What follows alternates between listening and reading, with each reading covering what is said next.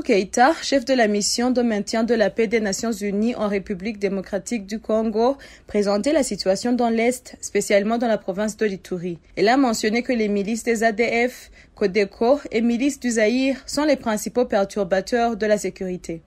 En Ituri, l'insécurité est toujours à un niveau dramatique, alimentée principalement par les milices Codeco, Zaïre et le groupe ADF. Djougou et Irumu y sont les principaux foyers d'insécurité. La MONUSCO y a repoussé de multiples attaques contre les civils. La coordination des opérations contre les groupes armés a aussi été renforcée avec la mise en service en juillet dernier du nouveau centre conjoint d'opération et de coordination de la MONUSCO et des FARDC à Bunia. Cependant, la communauté Hema, victime des massacres de Codeco, leurs voisins de la communauté Lindou rejettent ces propos qu'ils qualifient partisans. Ils disent ne pas reconnaître la milice du Zaïre, qui est souvent collée à leur dos comme sa jeunesse d'autodéfense.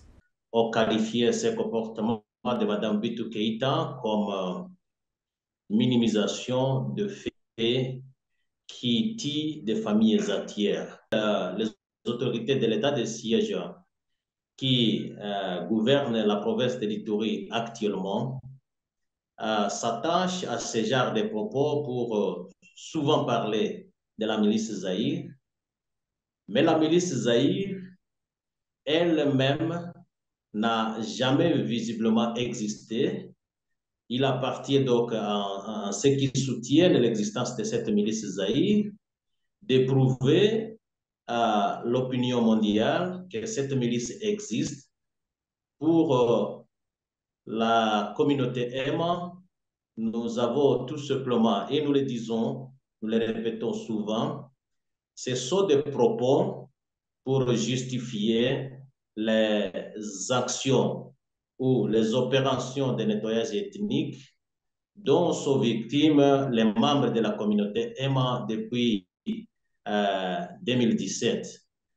Maintenant que ce massacre s'est passé en présence de toutes les forces censées protéger la population civile, je cite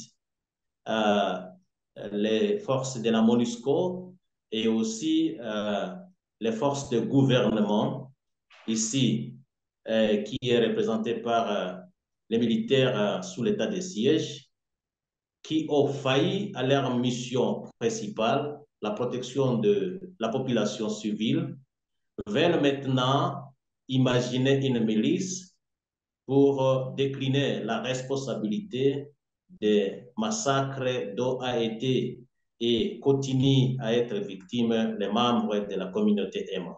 Depuis le mois de juin cette année, 3 carnages ont emporté près d'une centaine de Hema, composés majoritairement par des enfants et des femmes qui vivent habituellement depuis des années dans des sites de déplacés, fuyant les attaques de la milice Codeco selon des sources en Ituri. Ces massacres se passent à chaque fois tout près des campements militaires des FARDC ou de la MONUSCO, mais qui n'interviennent jamais pour secourir les civils Hema, ce qui pousse aux victimes d'affirmer qu'il s'agit de massacres à caractère génocidaire sous la complicité de la MONUSCO et de l'armée congolaise, qui collabore par ailleurs étroitement avec la milice Codeco, selon toujours les affirmations des victimes.